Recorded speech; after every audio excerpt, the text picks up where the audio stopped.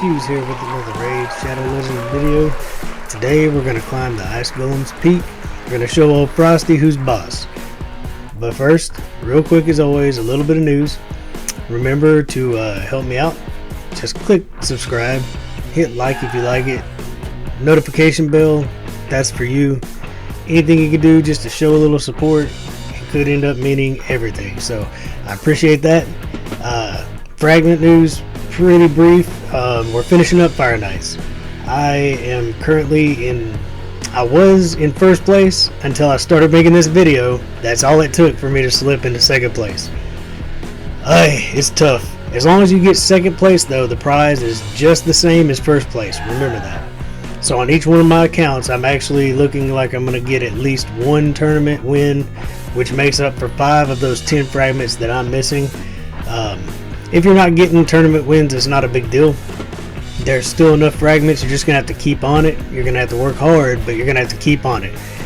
So enough of that. Just get ready to move into spiders and the dungeon diver events up. Spiders will take care of that for you, and there should be an another arena event or tournament. Those are just easy. Just do the arena and you're gonna get your points. You're gonna do fine. If you have a lot of arena refills, you can actually get first place pretty easy in those. That might be a spot where you can pick up an extra 5 fragments.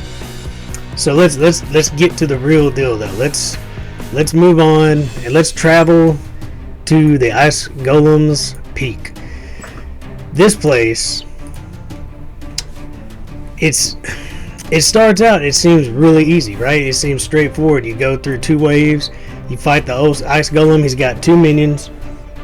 You kind of don't even see the actual mechanics taking place. When you first get in here, it's just kind of like beat him. You know, you get in, you fight him, and as always, when you start getting into the early teens, things start to change a little bit, and all of a sudden the boss mechanics, they start to really show.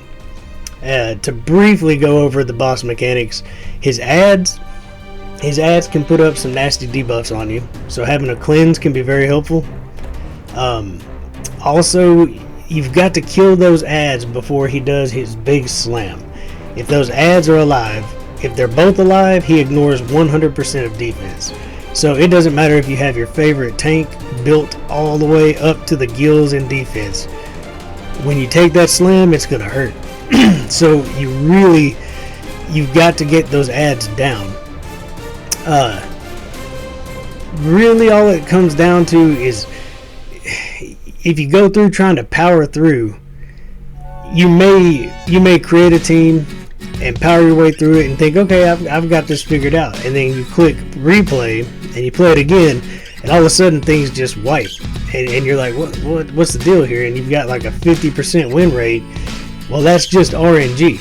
You taking that big slam while the ads are down, or you taking that big slam while they're not. So the answer is pretty simple. You've got to start bringing support. If you're bringing in hard hitters, you're going to have a reviver. And then it gets worse.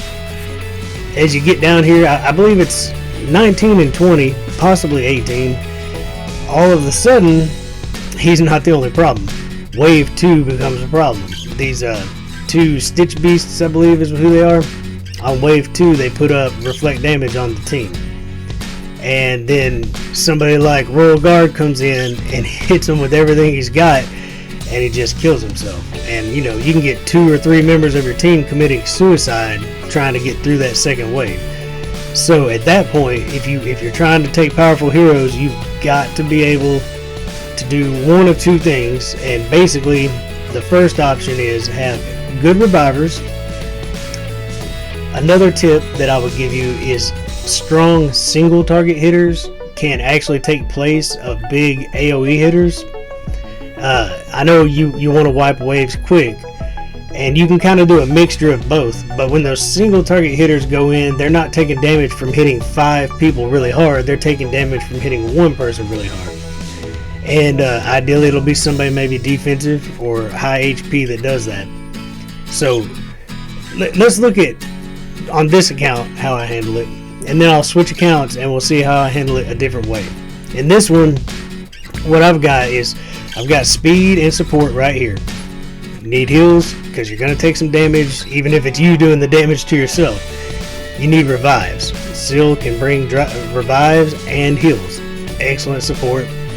The reason I've got Solus in here, he hits everybody. He can provoke a lot, and when he does that big hit that puts provoke up, he actually gets a giant shield, which helps him soak up a lot of damage.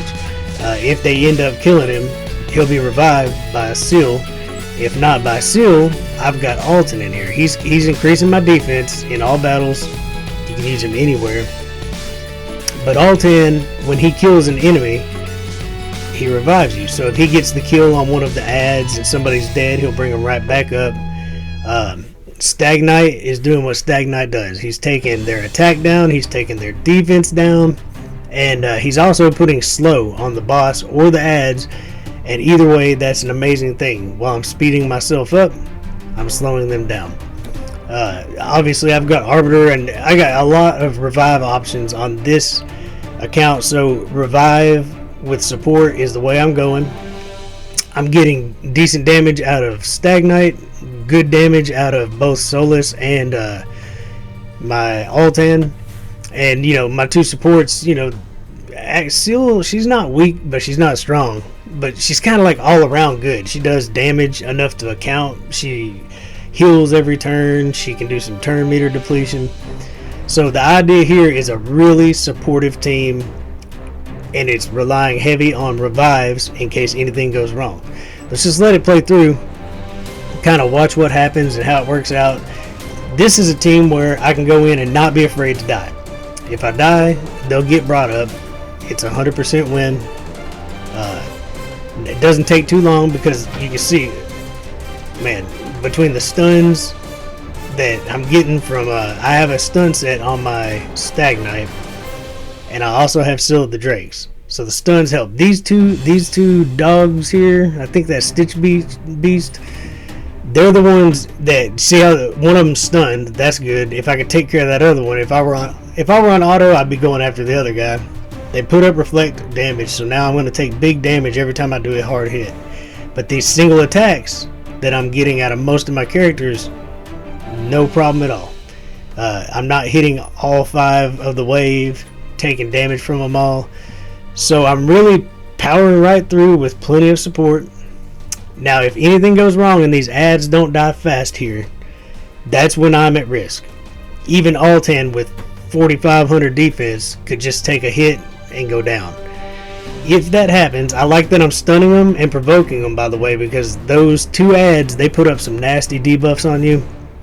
So the more you control them, the better. We got through them before any big hits, so that hit was no problem. We soaked it right up. And by the time, Ice Golem is not a quick run. You can make a speed team. I'm not saying you can't have a consistent speed team, but typically if you make a speed team in here with a bunch of powerhouses, it's not a 100% run. It's, if you want to beat this in 40 seconds, it can be done, but it's probably not going to be the first take that gets it done. So, I tell you all the time, 100% consistency is what you want.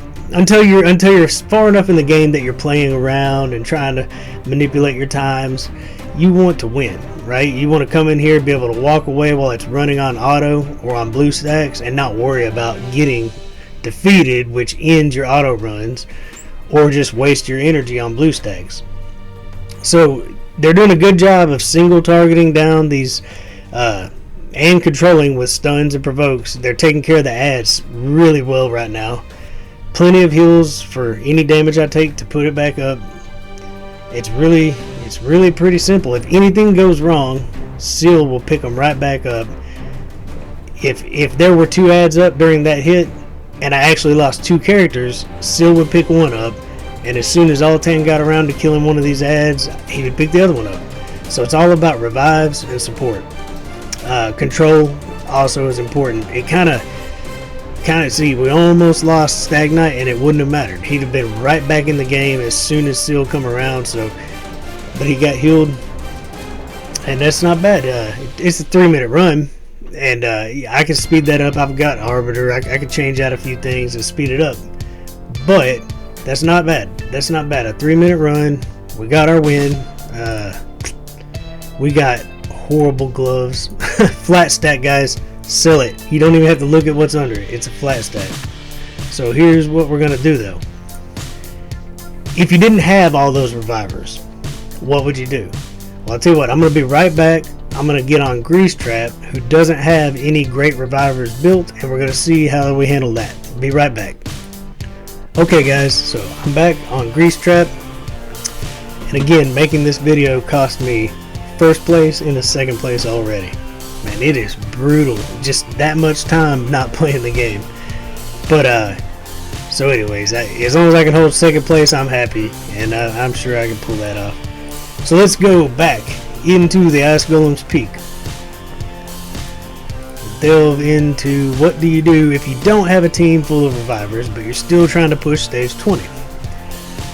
Now this is where, without revivers, you know, I've got revivers now, but they're not built because they came, you know, recently. I pulled Steel Girdle somewhere in here and Arbiter. That neither one of them are level 60. Arbiter could probably pull this off at level 50. There's Steel Girdle right there. But that's alright. The whole idea here is to see what you do if you don't have a bunch of revivers. You know, somebody like Reliquary Tender. She's a rare that you can get. She's void, but she's not that hard to come by. Man, she is amazing, by the way. But okay, so we don't have any revivers on this team. So how are we pulling this off? Well, Stagnite, exactly the same reason I had him before. That's why he's in here. He's going to just help kill the waves by taking their defense down. He's going to take their attack down, as well as the boss and the adds. That obviously helps me live. It helps me to do damage to all of them. And he's going to slow them down. That's great. Putting a slow debuff on that boss keeps him from taking that slam, gives me more time to kill those adds. If you didn't have Stagnite, I mean, you might opt to take one of my favorites, Haikatoon. She can slow on her A1. She can decrease turn meter on her A3, and her A2 is that amazing move that boosts your speed, boosts your turn meter. I mean, everything about her is great. I mean, there's more than one option. Just because I'm using one guy, I'm telling you what he's good at so that you can go through your heroes and find somebody that does the same things. Doesn't have to be this guy. But he is obviously who I built out, so I'm going to use him. But I don't have any revivers. So my support is coming from only two places. One, Apothecary. You probably got him. If you don't, he's not hard to come by.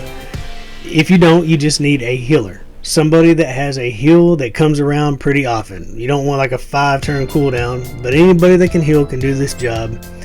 He's great though because he's bringing speed as well. Kind of filling the shoes of what we would have been doing with Haikatoon. So I do love Apothecary in here. He also has a defense in dungeons, so I'm using that aura to protect me. Now, Miscreated Monster, I'm using him for his shields. It's just great that he does big damage and that becomes a shield. But there are similar Draconis. I think he's a void, but he's a rare, and he was easy to get if you made it through that event without making the fusion, whichever one that was. You probably pulled Draconis just out of doing your tournaments. Take him up. Draconis can do some serious shielding. He can do a little bit of damage. I mean, it adds up. He's a solid rare. Like, he might be top 5 rare, to be honest. If you don't have them, I mean, there are rares everywhere that, is it Marked? Marked does a cleanse. We've been over so many, but rares that do shields, they're abundant. I promise you. There's I think Slither Brute is a lizard man that does a great shield every 2 turns. But bring somebody who can actually protect your team. If you want to make that even more effective, put them in a shield set. You'll start each round with 3 rounds of a big shield based on the HP of your champion. So an HP champion is great for this, by the way. That's who you want to put shield sets on. HP champions that are just like 60 to 100,000 health power, they're going to give you a huge shield every round just to protect you. So Miscreated's bringing shields, Apothecary's bringing heals.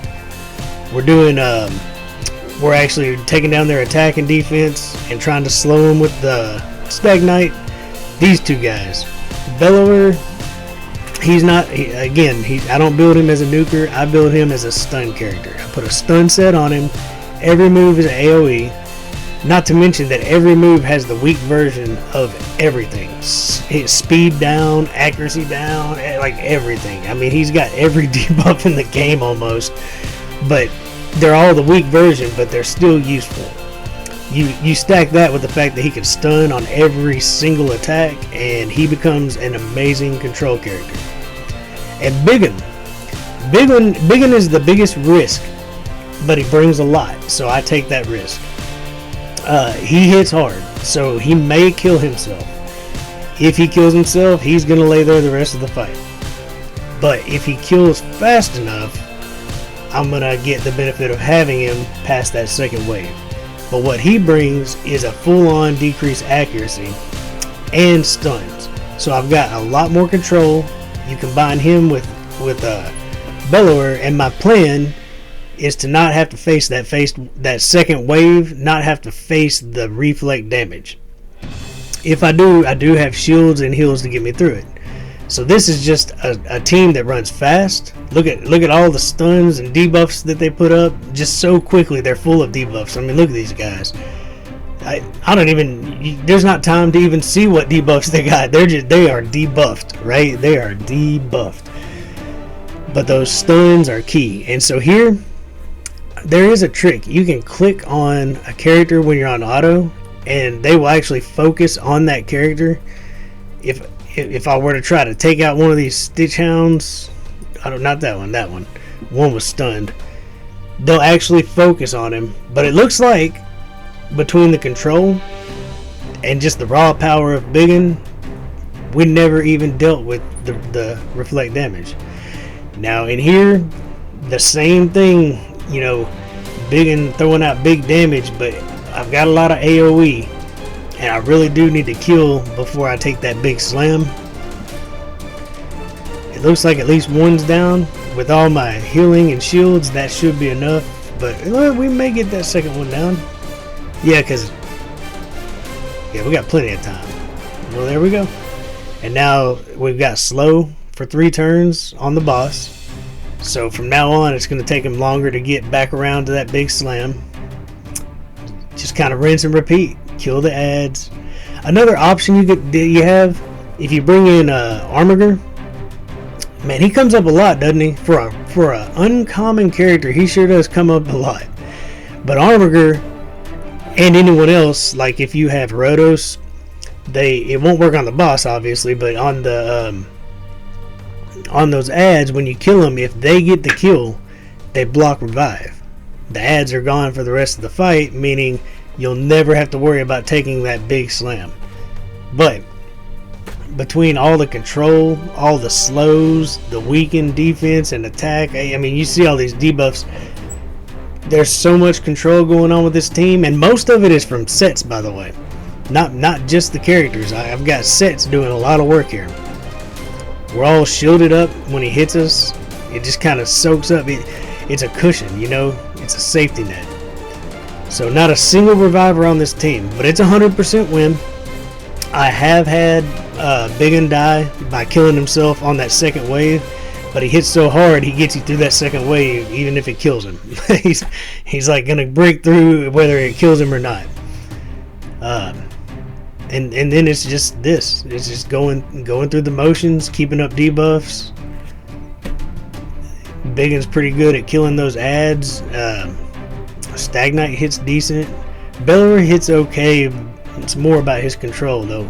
And they're starting to target the boss. We're getting so close that they're ignoring the ads and they're targeting that boss, which means this is pretty much set and done. So that's it. It's that simple. If you want to start getting 5 and 6 star guaranteed, let's see what we got here. It's got speed. If it's got speed, I'm gonna look at that. So the whole idea is to get you on stage 20 so that you're guaranteed to be pulling 5 and 6 star only with a higher chance for legendary items. That way you can start selling anything that's 5 star blue or less.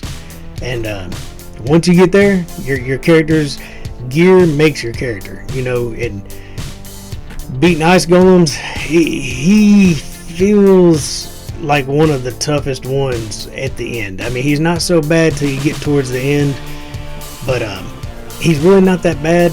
He's just a longer fight than you're probably used to if you're blasting through spiders now and you're blasting through the dragon. He takes a little time. 3-minute runs are decent runs on Ice Golem, at least for the average player. 4-minute runs are not a big deal on Ice Golem. It just takes time. You got to kill ads, rinse and repeat, unless you're lucky enough to have a block revive. So remember, if you've got a good 1 or 2 revivers that can do a little bit of damage or support along with it, take them. Control is good on either one of these builds. If you don't have revivers, you're going to have a lot of control and a lot of support. You're going to have a lot of heals, a lot of shields. Any combination of those two will work just fine. And remember, if you're really struggling, I am amazed at how well single target, those guys that do big damage to single targets, they actually do pretty well. They don't kill themselves as quickly as somebody that hits hard on an AoE. So if you're having those stuns out, lets you bring in that AoE. You want those stuns consistent. On Bellower, I'll just real quick show you how much it means to me to be able to hit and land those stuns. When I went into masteries, all the last masteries that everybody always wants, I went for Fearsome Presence. Just for 5% more of landing that stun. I went all the way down and spent my last 300 scrolls just for a 5% chance to land that stun. It's worth it. I'm telling you guys, it's worth it. The proof is in the pudding. I'm telling you. This is some good pudding. Alright, so that's Ice Golems in a nutshell. I know I try to make it sound easy, and I'm trying to do these quick. It's hard to get all the things that need to be said in 10-15 minutes, but I think we touched on the basics. And the idea in these guides on these dungeons, I know you can't just go from 10 to 20, not this week, but the idea is that you know what characters you need to be building and how you want to be building them, because when you're trying to choose who you want to go to 60 next, it kind of matters on where you want to go. So we've touched on Clan Boss, and we've touched on Spiders, and we've touched on Ice Golem, and that might help you make decisions on. And there are other characters. Reliquary Tender, I've got to talk about her again. Sylar, she is really good on Spiders and on Ice Golem. That decreased accuracy means so much more than people kind of realize. They miss when they try to debuff you, and there are a lot of debuffs. If I wasn't doing so much control, plus Sylar's pretty good in a stun set. You can see I've got her in one right now. Her attack, her skills are AoEs. So if you've got a bunch of AoEs going on, don't neglect that stun set. Well, I'm gonna leave it at that. Go in there, chip you up some ice, make you some sweet tea, and start winning 5 and 6 star gear. If you're not there yet, this is the path. This is the path that you can take to get there, and just make sure you're building revivers. At least one good reviver somewhere along the way. If not, find somebody like Bellower or Sylar and put them in stun set and start practicing using them as control. You'd be amazed. This team uses that. I think on Fire Knight I use Bellower. I mean, that control gets this team through everything because I haven't had revivers until now. And you can see that I'm building them up, but I don't want to send them until the event brings the right moment. I don't want to put gear on them until the next time I get an artifact event. So I have to wait on my revivers for the moment. But I did get lucky and pull some good ones. Hopefully you guys did too. As I do these, I'm hoping that you see some of the characters I use, so you know the ones that I value enough to take to 60 early. And we'll get into the late game things later. Right now this is all about the average player, and I kind of just want to help everybody get to level 20 on all the dungeons. Surely, there's not many tricks, but maybe we'll go over the potion keeps in like a 5-10 minute video. They're pretty simple, but there are a few things you might want to know, and we'll keep going through this together. I got lots of tips. Don't miss the It's Always Your Turn video. the power of turn meter will blow your mind. Like, you will be amazed at what you can do controlling turn meter. So stick with me, guys. Hit that subscribe button. I appreciate it if you would. Enjoy the grind.